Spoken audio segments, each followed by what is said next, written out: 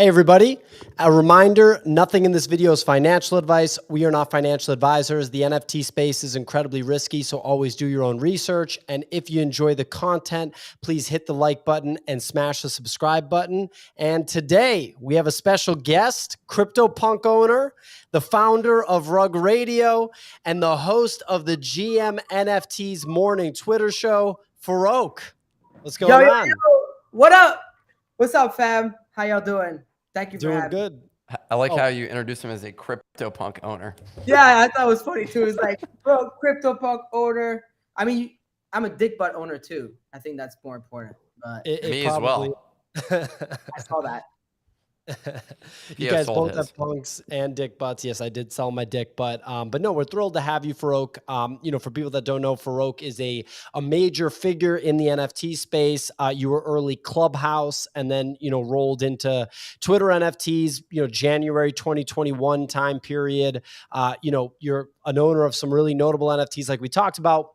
Founder of the Rug Radio, company and NFT project, and the host of GM NFTs, one of the most notable Twitter spaces in the NFT space, Monday through Friday, co-hosted by OSF and Mando. We love chatting with you, man, and we're excited to just talk about the current state of affairs in the NFT space, because we are in a unique time in the space, to say the least. What do you make of what's going on right now in the market? It seems like volume is just going lower and lower, and we're post-cycle. Meanwhile, crypto's kind of pumping a little bit. It's almost like we've seen bottom there. Are we going to the bottom of the NFTs? I would just love to hear your perspective on what's going on right now.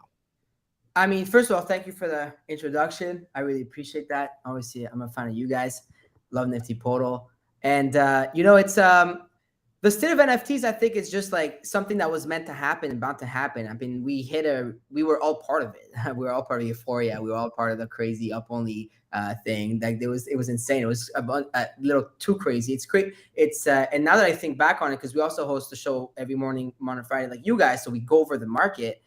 And lately it's just the same thing on reverse. Well, nothing much aside from, that happened and this happened. There's a couple topical things, but nothing groundbreaking or massive yet. Of course, because I feel like people are just building in this time right now.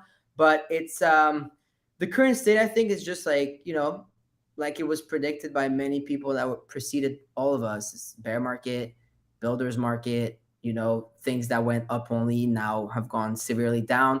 Bottom and mid projects are having a trouble hitting new high. Like, it's very hard now when you have a project, and you guys know, because I think you're in the same position as we are, but like to hit 0.5 ETH, 1 ETH for to get to break the ice there, to go there. Like before it was like anything gets to 3, 5, 10 ETH, or almost like, but now it's like, it's really hard. It's expectations are higher, the game's changed, so it's that's the current state of affairs. I think in NFTs, the game has completely changed, and you have to adapt right now, or you're not going to make it through over time. I'm curious, from when you got in, when did you buy your first NFT? My first NFT was Micah Johnson, Aku Genesis, February 21st, 2021. February 2021? Yeah. Same week. Oh, that was last year. Sorry, I was confused about years for a second. I was thinking 2020. Yeah, yours is 2022. Okay, cool. So that's approximately similar time to when I got in, except I was not participating in Nifty Gateway. So you, what drove you to get involved in actually collecting? What was the trigger for that? I mean, I guess many things, right? I always loved collectibles as a whole, whether it was little car collectibles, Pokemon cards, stuff like that. So it was always part of that. Sneakers, I'm a big sneakerhead stuff. And also, the movement, the actual art, the meme, here for the art, that it was actually the art that got me in. It was because growing up, always loved art as a kid. I was raised around a lot of art, and I freaked out. I was like, wait, he's playing something. I thought I was playing something.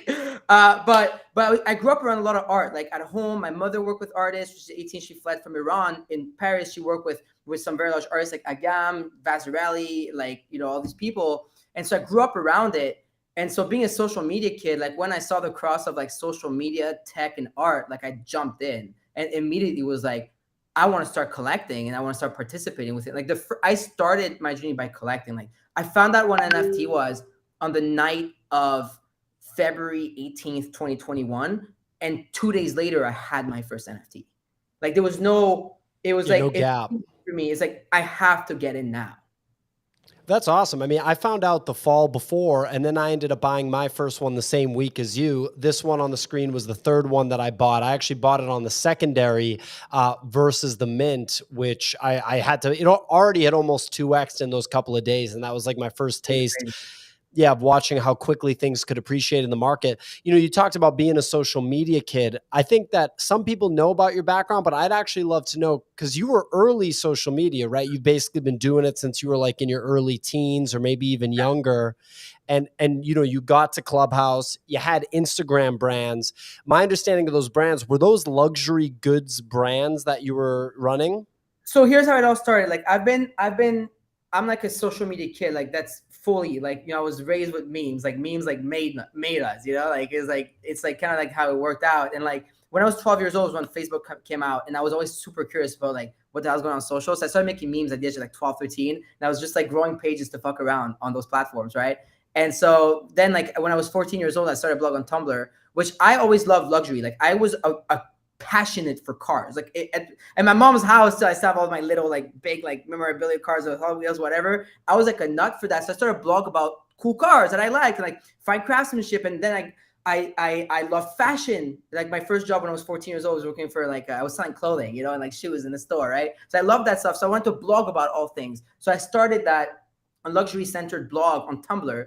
And I feel like Tumblr is where a lot of the OGs, like internet kids, are born, because Tumblr was like really like GIFs and like memes, like really like the Tumblr crowd was really like, you know, like biggest example, honestly, of stuff like that is like that culture was born in Tumblr is like Virgil used to like be a Tumblr like type of like rest in peace. Like a lot of these people, like it was born out of the whole Tumblr scene, right? And so yeah, I moved into Instagram. I was, I don't know, in 2014. What was that? Like 17 years old, 16. And the way I saw it is that I moved that luxury sort of like theme page onto IG, and I was one of the first in November 2014. But what I saw was further, and I was like, if I start multiple pages on multiple topics, then one day I'll be able to start media channels and sell advertisement on those media channels, no matter the topic of discussion. So it branched out of luxury. It was like luxury and love and cars and like specifically and nature and life hacks and funny videos and meme pages. So it's like I had like 30, 40 Instagram pages at some point. Like I don't know how many tens of millions of followers, and running an ad network across those. Wow. I did not know the extent of it, Nick. It looked like you had a question to follow up. Go ahead. Yeah.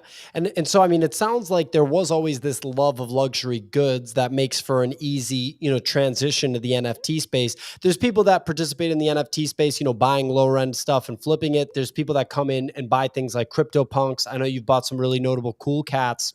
Is there a single purchase that you look at in your collection where you're like, thank God I bought that one? I'd imagine maybe it's a punk, maybe it's an ape, you know, maybe it's one of those rare cool cats. But yeah, could you kind of share some of your most notable purchases to you, and then maybe we can use that to transition into what projects you're most bullish on for the future? I mean, one of my most notable was like my first punk. Like that's like the most meaningful thing ever, right? Like Punk 1676. I think it was April or May, I forgot. May 5th, 2021, something like that. May, I think. And that was obviously, but that punks were what, like 19 ETH at the time, the floor, which was 4K ETH though, so it was around 50 grand. But so that was, yeah, that one, that Punk 1776. So you could probably see the date on the chain, but that was the one. That was my front Pierre mole punk. He a little ugly, but he's a punk, right? And then see a year ago, there you go. May 5th, right? So it looks like the date is May 6th. And yeah, the US dollar value is 68K. Oh my God, 20 ETH was 68K. Damn. Yeah. Whoa, I miss those days. Oh, yo, 20 ETH was like 20 grand. It's like a couple of weeks ago.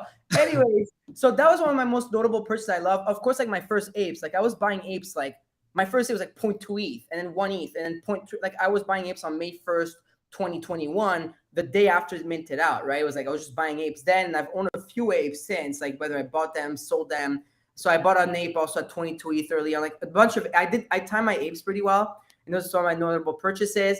And on the art side, I think when I bought the XCOPY not long ago, like most recently in the notable terms, for me, that was like super special to me, is the XCOPY, the Doomed edition of 100. It's XCOPY's Genesis known origin mint. So if you go to my wallet right now, yeah, you're going to find it like that. It's pretty hard. So go to my wallet. It's going to be easier. Here and put Doomed, D-O-O-M-E. There it is. That's the one. That's called there. So the Doomed is actually minted by XCOPY in October 2018. It's his Genesis known origin edition and mint in general. And it's super hard to find a 2018 mint from XCOPY, like pre-19, just so you know. That's why 1819 is worth a lot. It's for 100. But good luck finding someone who wants to sell it to you. So I bought it not long ago for 18 ETH, which was the equivalent of $50,000. The person bought it in 2019 for $7. And the funny thing about this edition is XCOPY, use that for motivational purposes. It took him 437 days to mint out, to sell all 100 editions at an average price of 0.07 ETH or some shit, which was $7. Anyways, an average was $7. And I know that because I researched his Twitter from then. He wrote about it a lot, and I wrote a whole thread about it that you can find on my Twitter. But that was like super special because I can't afford in the one-on-one XCOPY. You're looking at 250, 300, 400 ETH, right? And stuff like that. Even good luck finding an old one. And when I found out about this and someone tipped me off on it, there was this guy, this old school collector, Skinny. He's like an OG art collector, you know. And he accepted to sell it to me. He had it listed at 18, and now it's like maybe 30, 40 floor. But it's not even about that. It's just like there's maybe one or two for sale. Like nobody wants to sell the Doom. It's like an iconic, like it's in the description. Internet is not going to save us, something like that. And it's just like it's very iconic, you know. So I'm curious. When you're buying these, so like before, I'll tell you for myself, when I first bought my Ape, for example, and some of these other items that I was buying, I genuinely viewed them. The Ape, I don't know, I actually liked and I enjoyed owning, and ultimately it was like the first one was $450, so it wasn't like gonna, you know, that going to zero wasn't gonna like make a difference in my life. If I bought something at that time for $30,000 and it went to zero, I would have been like, holy shit, I'm an idiot. And so when you think about collecting these, because you gave an example of cars, fashion, other items like that, when you were thinking about those, was that from a perspective of just like flexing and being like, look, I've made money in my life, or were you actually thinking at that moment in time when you bought it as an investment that you could flip? And if so, like how do you think about collecting at this point in time with NFTs? So the bigger stuff like that, like the XCOPY, the Punk and stuff, it's neither of the two you just said. So it's neither for the flex part of it, and it's neither, no matter what people may think, like it's neither for that, nor is it for the flip. I don't see it as a flip. You know, I see it more of a long-term hold and something that's vaulted, and that's something that will, like, I rather put $50,000 in my XCOPY and down payment on an apartment in Montreal right now. I had the choice. I spent 40 ETH on Where My Vans Go when ETH was 3-something K and back in that. So I paid 138K for that. It's into my top. If you go to my wallet, I picked 12. You're gonna see it's like 12 of my favorite NFTs, and that's why you saw the Doom. But that's my notable ones. There you go. See this here, like. I paid at the time was like 140 grand, but it's still, and technically in floor price, I'm up by 10, 15 ETH, right? But I wouldn't sell it for the flip, though it is a good flip, but it's something that I see Drift as becoming one of the most important artists of our generation. I see Fuel as becoming that already. I see XCOPY as being that already, right? Most important artist ever in crypto art and art in general. So and I have a Beeple as well, the Giga Chad. And it's that's a really good one. Teaser notable. Fuck, I bought that. I was in a long Uber ride and I was scrolling through. I saw this guy selling it. I DM'd him. I'm like, yo, I want to buy it. You got to unlist that. I'm like, you know, I Pepe Lisa. Like I bought like 50 Pepes this month alone in July. I bought 50 of them, 60 of them. Yeah. What? Wait, what? Nick, you hearing this shit? I've been collecting in silence. I actually bought this Pepe Lisa for 3 ETH 10 months ago. Now it's like 16 ETH floor. And I still wouldn't sell it. But the average trader, see, that's why I'm saying, Nick, I don't see it for the flip, because maybe one day they will be sold, maybe not. But I see those as like iconic piece of history, and I want to have them because while I'm focused on building and working on my stuff in the space, you don't have time for the short-term trades and smaller type of stuff. So at least this, I know that in 1 year, in 2 years, in 3 years, in 10 years, it's going to be around. And I'm not worried about it. Now I have my short-term bag and I have my long-term bag. And like, you know, that's kind of how I see it, because the more I get that trades get in the way of what I do, you know, you guys know that, you know, the more it's like, oh yeah, the short-term stuff will wreck you just attention-wise. I got offered 150 ETH for this. I fucking minted it. It cost me $200. I paid 0.05 ETH for it. It's a 4-trait Murakami with this, you know what that is in the background, huh? You don't want to pull that up on your show, but it's the iconic Murakami like sculpture thing. Anyways, but like I got offered 150 ETH for that private once. I said no. It was a lot of money at the time, but I don't know. It's just like there's some of these things. It's just like it'll be relevant over how many years, and I don't, you know, say want it now. What is the background? Is it jizz? Yes. It is. I just wanted to clarify. If you look at my Lonesome Cowboy, which is Murakami's highest sale ever, it's a $15 million sculpture. It's a pair. It's a guy and a girl, but the guy's like that, and it's like just everywhere. And it's funny, yeah. It's funny. It's my Lonesome Cowboy. Yeah, there you go. $15 million it's sold, and it's the girl. She follows with her. And I did not know he was putting down art like this. Okay, so it literally is jizz. All right, got it. So Pio's like laughing at me like it's ridiculous. So okay, I was laughing with you. I thought it was a joke. Anyway, sorry. What inspires what inspired you to pull the trigger that? Because what you're saying right now, I understand what like the thesis behind it, and there were a lot of investors and sort of NFT thought leaders, if you want to call it that, like early last year that were just like, especially like I look at Punk 6529 and some of these others who were like sort of outlining kind of the long-term thesis here.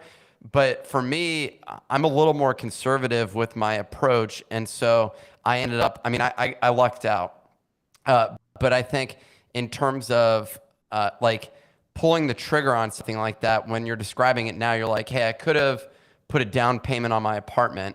I understand now, like we're so deep in NFTs at this point that like for us, it feels like we understand the rationale and we can look at something and be like, okay, yeah, that's definitely worth it. I would definitely buy it at that price.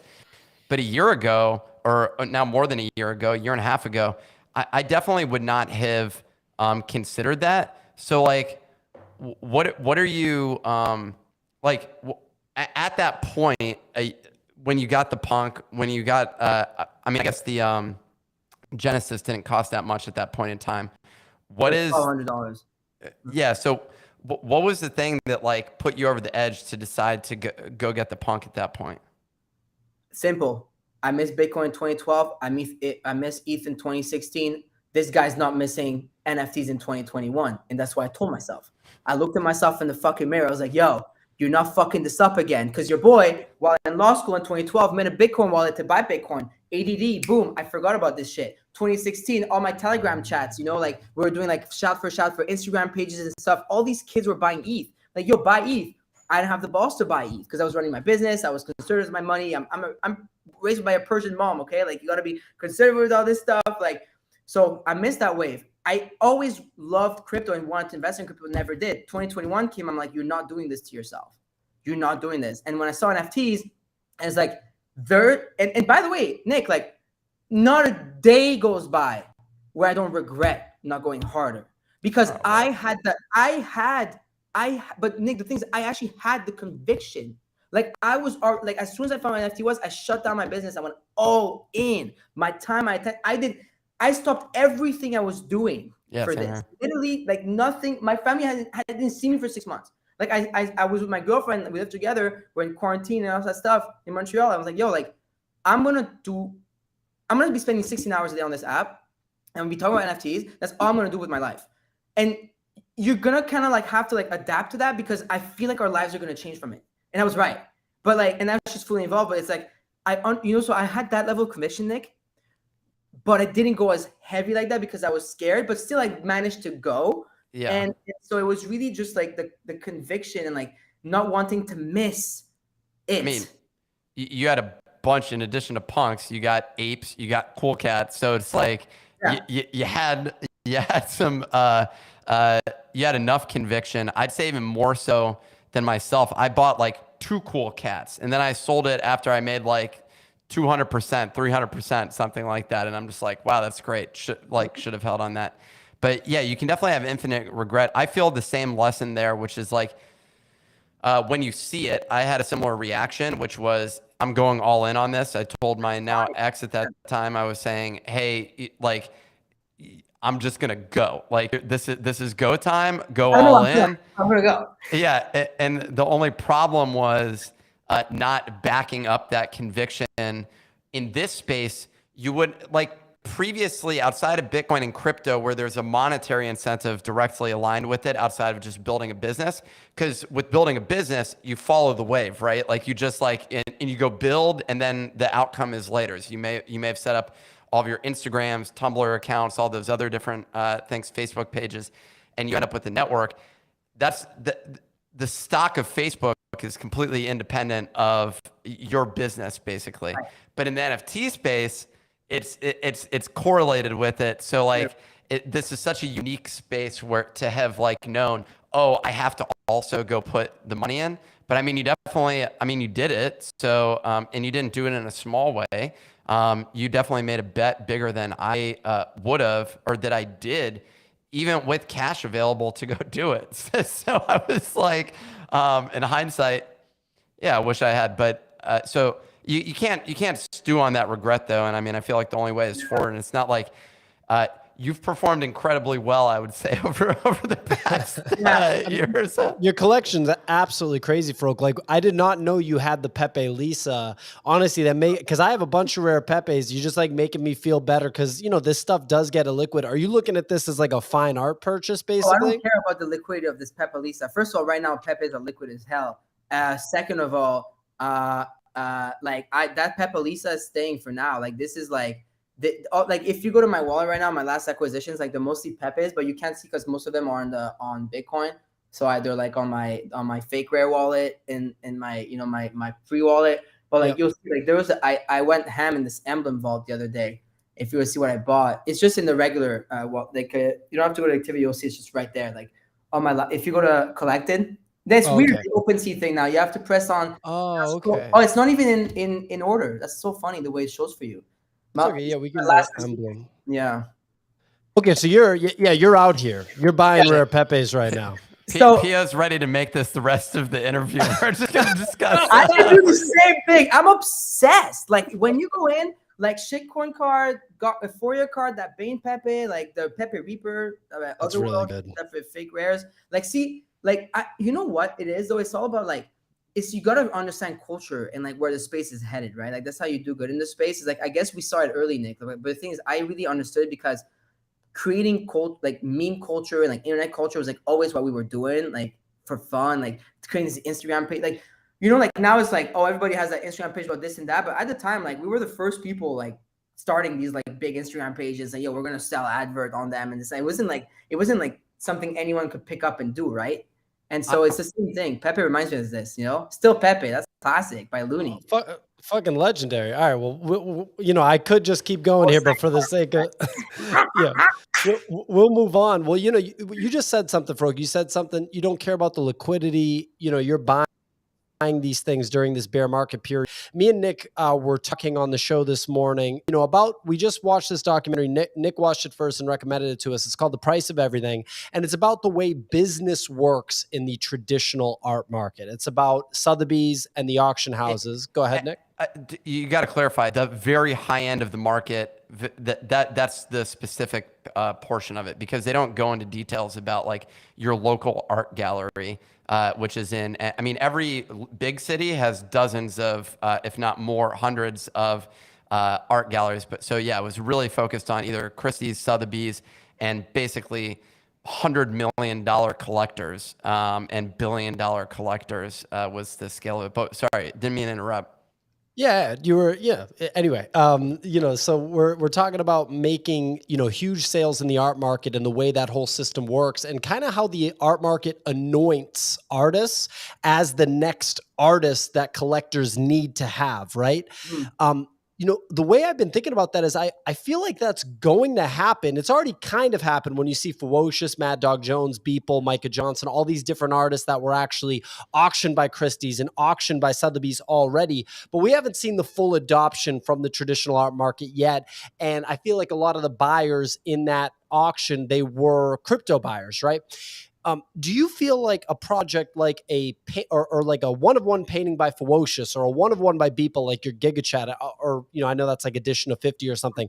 Do you think that that is more likely to see massive appreciation than a Moonbird, for example? Because that's almost like a startup, right? Like by Kevin Rose. I'm starting to think about like the fine art side versus like the tech startup side. And I don't know if you think about things that way or you think it's totally separate. See, that's an interesting thought because it's a thought you have a lot, especially in this market, right? Where you saw a lot of PFPs just eat shit and go down. And then you see a lot of the one-of-one art and the actual blue chips come out, which are the artists, right?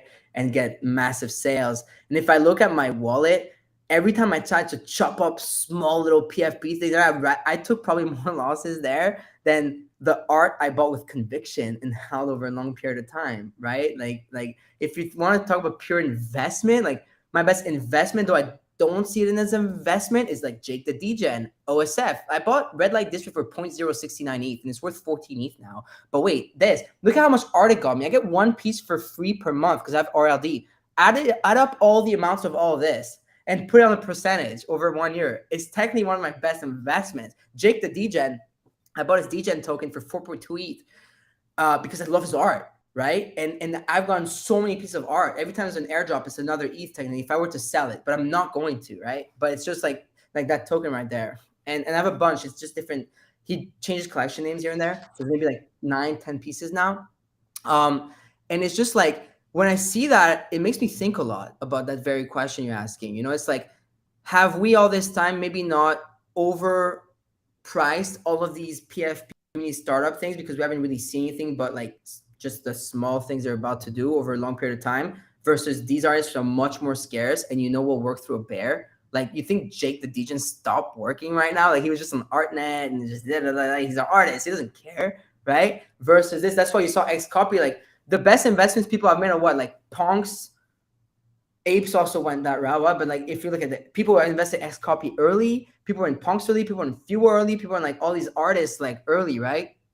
And so it's interesting to see. I don't know, man. Like Beeple, if you look at it, the Beeple floor not long ago went down to like 9 or 10 or 11 ETH, okay, for editions of his. Crazy. I might pick up Giga Chat at 25 ETH with the physical. Okay, I love that. This is dope. I got edition 50 of 100, by the way. I love that. And I got the physical. His floor now is 30 ETH as of today, this morning. Okay, but they'll have the less volatility, but over a long period of time, I guarantee you, probably 9 times out of 10, you should go the art route or the famous big artists like that than just the PFP you're about to buy for 30 ETH. Because what justifies a 30 ETH PFP? We were all like, at some point, I held through my Azukis at 30 ETH, 34 ETH for 3K ETH. Yeah. Looking back at it, I was crazy. Like, what the hell was I thinking? Holding an NFT for $90,000, $100,000 USD? You thought that it was going to be the next board Ape Yacht Club that went to 100 ETH. 34 ETH and 3K. I shouldn't have been euphoric and held through it because I had 6. Dude, you know what I mean? There was so much. Okay, well that's ridiculous. Yeah, not selling one is bonkers at that price. I'm not allowed to sell, so I'm a different case than everybody else in space. That's different, but there's definitely moments of euphoria. I think back to August last year, the currency ran up to 20 ETH with ETH at somewhere around 3,000. So you're basically having a $60,000 piece that you just bought for 2. And like weeks prior, and I remember my ex saying, she was like, "No, you got a diamond hand," and I was like, "Yo, you're all about. Look at that attitude. That's the right type of attitude." But I'm sitting there being like, "But are you sure? Like this is $60,000 is like it is life changing in terms of like." Down payment sort of stuff. You could buy a car. There's other things that you can do with $60,000 that are going to have a major impact. You could just save it. Like you could literally just save. Or you could load up on ETH right now. Yeah, exactly. So there's like a bunch of things that you possibly could do. And so I just remember in that moment in August, seeing that you could have sold a lot of stuff and made an absolute fortune. I mean, Art Blocks was on this just insane run at that point in time. I was buying and selling art blocks. That was also the time of loot. And literally in minutes, you would like, I'd buy loot at 2 ETH. It would go to 3 ETH. I'd sell it at 3 ETH. It'd start going up further. So I'd buy it 3.2, sell it at 3.8. And I'm just like, what is going on here? Like, this is ludicrous. It's an infinite money glitch. Yeah. So it lasted for a moment, and then that went away. And then I guess we got a little bit more of that pump, the second top earlier this year. But since then, now we're coming back down. We're coming back down to reality. The art does in this moment look quite tempting. And there's a lot of individual pieces. For me personally at this point, it's more of like, which one do I actually feel connected to with buying that art and seeing that go up? Because it's harder for me. Like, I'm not going to buy something for, generally speaking, 30K or higher is not, like, I'm just not in the market for it. I bought one punk, and that was a lot of money, and I'm just like, okay, cool. But at this point, I don't know. I definitely skew more art. So you're collecting some of the Pepes. Mm-hmm. Is there anything else at this moment in the market? Look, you already have like a pretty insane collection, and I'm wondering like what are you in it like on the collecting side now? What's drawing you in it outside of just like, participating in the broader NFT market? Are you on the hunt the same way that like an art speculator would be? And are you also like, are you thinking about selling at this point any of your stuff for just general liquidity purposes? I think it's a bad market to sell right now. Not gonna lie, like, it's not the best sellers market, so I'm not necessarily looking to sell.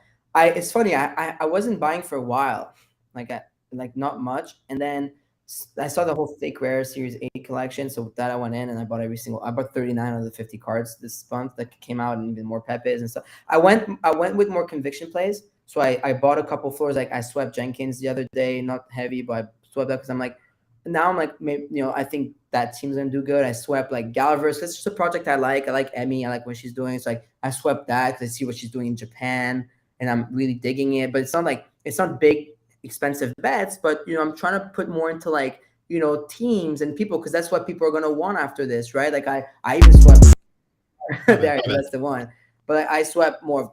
The Rug Radio collection the other day because I'll bet on me any time of the day. All day, every day, right? And like, I have a couple of your stuff too. I like having like, those are things that I don't care. Like, I'm not gonna look at the prize for like 2 years, like a year, like, unless there's anything happens tomorrow. Who knows? Maybe this thing tomorrow is like 3-4 ETH, then we're gonna talk about it again. But like, it's like I'm not looking to liquidate per se right now. I'm very comfortable with like the bag of like NFTs I have, and I think that's quite a large bet, especially after how much we've kind of lost in terms of unrealized gains in the last couple of months. It's scary. And now it's just like, I'm comfy. I think I'm comfy now. I finally have the punk I wanted. And it's like just level of like, try to make the smaller plays now, right? Like, even the Pepe stuff, they're not expensive plays. Like a card is like, could be 0.05 ETH. It can go 0.34 ETH, could be it's smaller, like, plays like that. I've been buying a lot of art again, but that's just because I love it. I don't want anything out of it.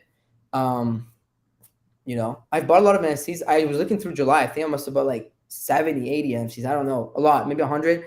I didn't count, but yeah. It was a big month. Do you feel like we've already seen bottom, or do you think we're still heading towards the bottom? It's a hard question to answer, I know, but how much worse can it get? Like, I get it could go lower, but it's kind of not great right now in state of just NFT market. I'm not going to ETH, I'm not going to macro, whatever, because we know that's like kind of like rip. But like, it's just like, there's not much going on, right? And I don't think it's going to like, people are not going to stop building. New projects are not going to stop coming out.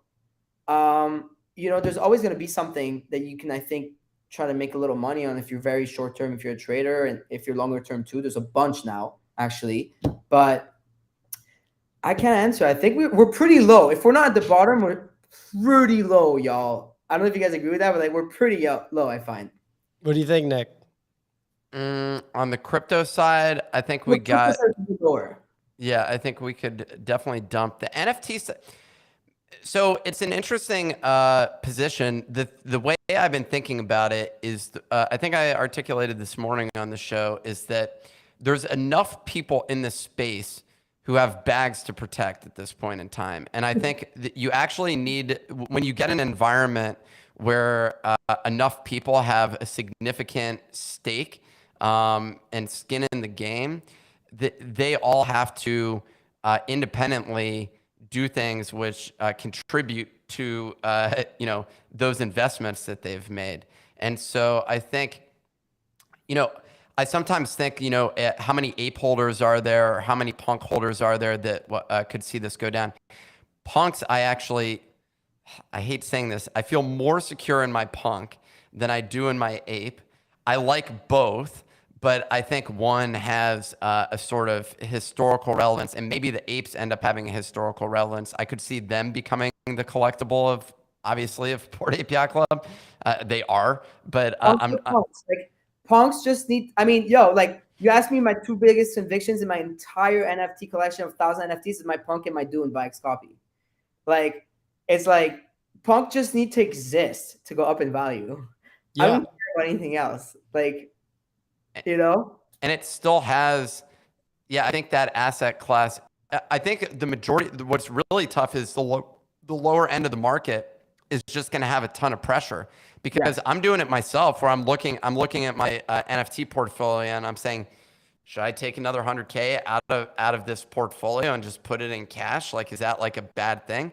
And the longer that we sit in this state, the more that low end of the market is just going to get absolutely devastated, and you're going to want to be holding on to great art and great, basically the top tier projects, of which there's not a ton. So let's be real. No, there's 5 of them? Pretty much. Yeah. And they're all owned by Yuga Labs.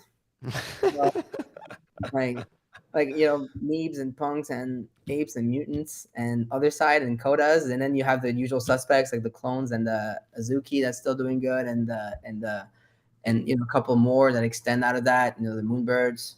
I find Moonbirds have done really well. I find it interesting that Cool Cats is back at 3. We see these temporary pumps, but right now the market's not been able to sustain basically any of them. I haven't seen any that have been sustained, including on Moonbirds. It came back down to 19. And I think that's something. It's hard to sustain a high floor in this market. It's hard to find the next person to spend 30 grand on something 40. Before it was easy. Now people won't just spend 50 grand like that. Well, the issue is also then, if you can't, because the whole idea of buying the lower end of the market is that you hope that it's going to help escalate you into the higher end of the market. But that approach, which existed last year when everyone was talking about flipping X into a punk, flip this. I was like, I'm gonna flip a funk to a punk. I ended up not taking the time to do it just because it would be so exhausting. Although Easy Eats on our team definitely would have been able to pull that off, and basically did. But I think, although he hasn't bought the punk, but I think, it's going to be quite tough. Which I'm wondering, so how is this driving you with your business with Rug Radio? How are you thinking about that in this market? I mean, I feel like we think about it in a similar way, but it's useful to get that on tape. So you mean, how do I feel about how are you treating, building your business in this? So there's us collecting stuff, and all of us are we have an NFT portfolio. We're actively collecting, and we're now in a bear market. How are you thinking about how does all this influence the way the shift, the bear market, influence the way that you're thinking about your business? I've never been happier in my business ever in my life. This past week, it's funny because you guys catching me also on a big last couple of weeks. High energy, high intensity, a lot of people coming into the company, helping us build. I don't know if you saw last Friday, we announced new strategic advisors that are coming in to really help me build the business. Mando, Mike Kriak, who was the ex-CEO of Mashable, and he's a managing operating partner at Consensus Mesh. And Loxley, he's a good friend, a holder who's built multiple 8-figure businesses before this, a serial entrepreneur. and he's an expert with DAOs and everything. And I've brought in a couple more that to be announced, and we're hiring, and we're building. So it's just like I've never been in a better place in terms of building, just because though it's still very hard, because you have to deal with like the market being wrecked. People lost a lot of money. You also probably lost a lot of money. It really sucks. And like a lot of the market sentiment is slower.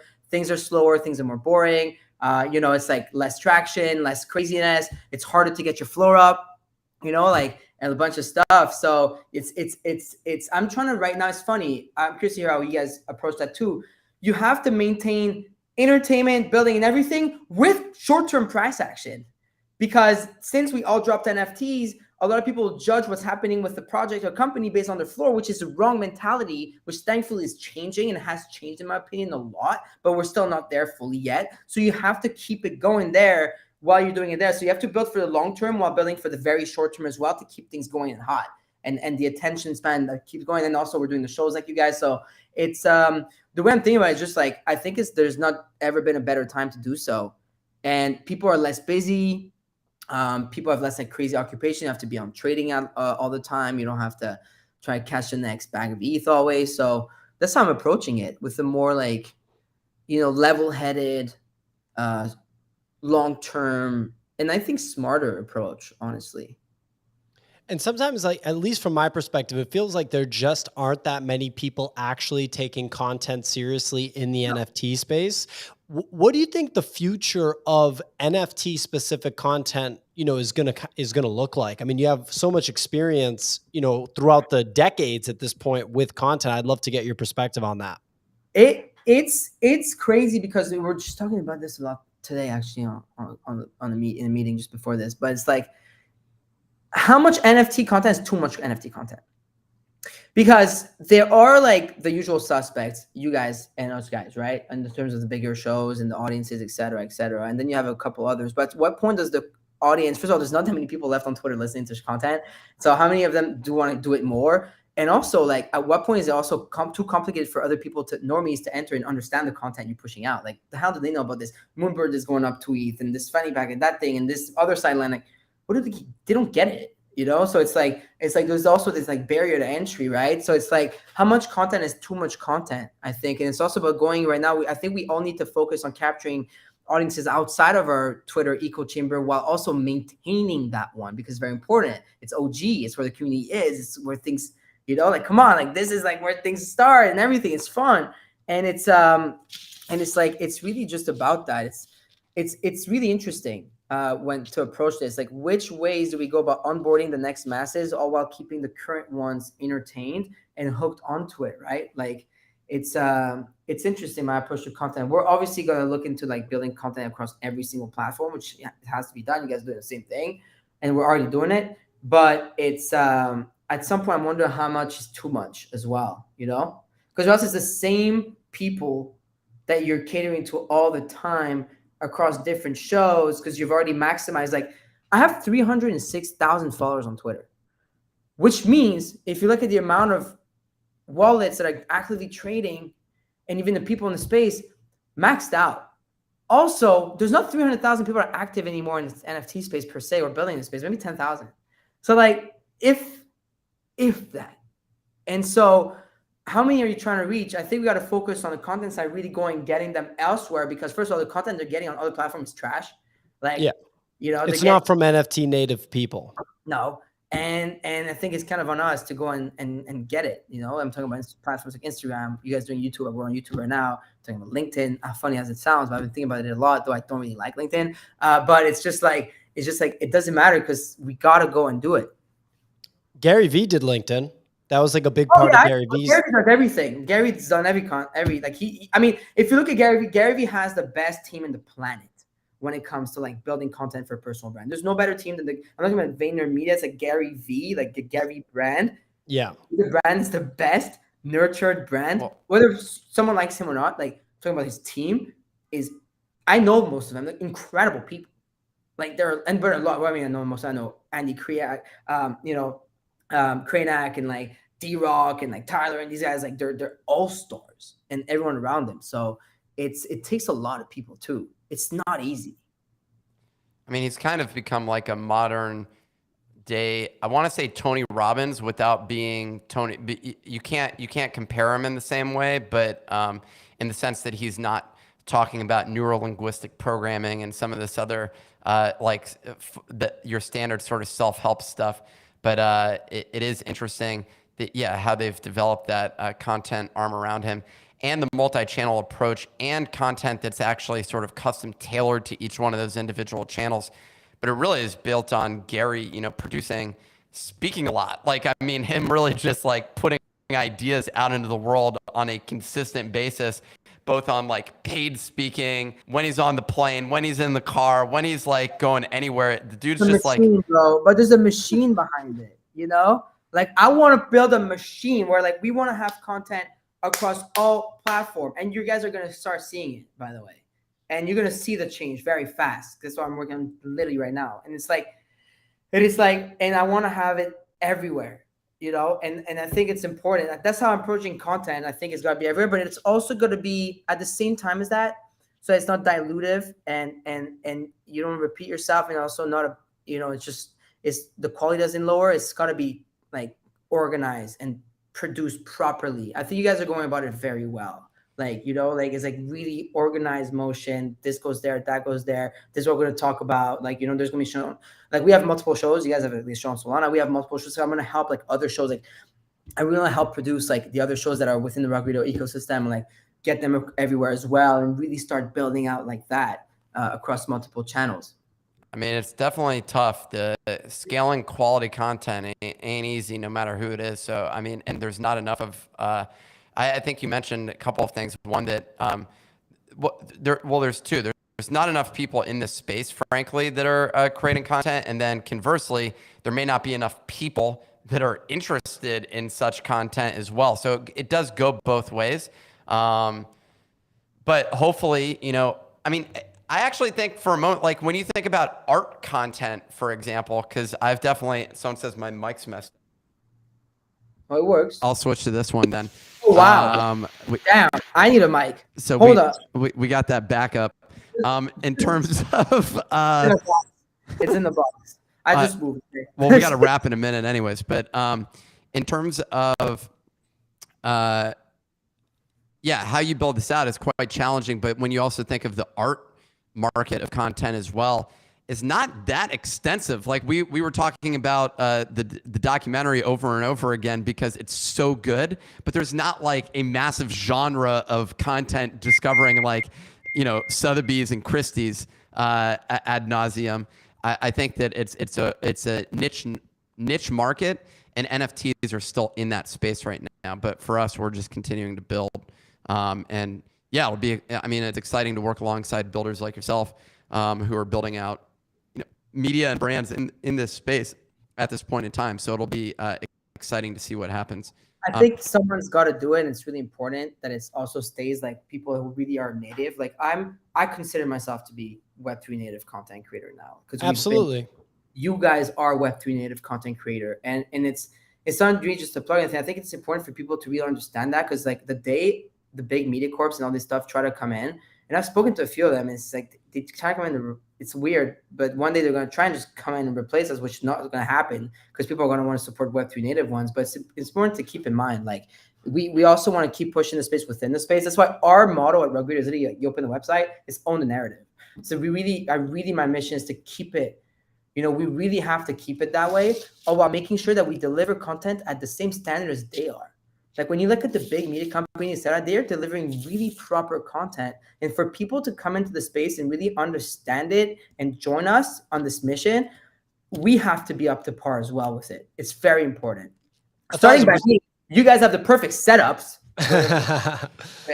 But I mean, it's like, there's always room for improvement. Yeah, always room for improvement. We have a lot to improve on, but I have no doubt that your setup is going to be, like even better in no time. Ladies and gentlemen, check out Farokh on Twitter, as if he needs any more followers. No, I'm just kidding. It's like continuous growth. If you were thinking about following Farokh, don't follow us. No, I'm just kidding. The founder of Rug Radio, the co-host of GM NFTs with OSF and Mando. And Farokh, thanks so much for coming, man. You're welcome anytime. And just can't wait to see, what comes next with the content that you're making and also, just the business that you're operating, man. Thank you. I appreciate it. Also, make sure you buy some Rug Radio NFTs on OpenSea or any marketplace and some nifty portals while you're at it. You know what I mean? Support the media brands in the space. Let's go. We're out here. We're showing up every morning. We deliver good content. Whether you like us or not, we're actually out here and we have good intentions. I think all of us. So make sure you grab those. Oh, yeah, man. There's the pitch. All right, ladies and gentlemen, see you next time.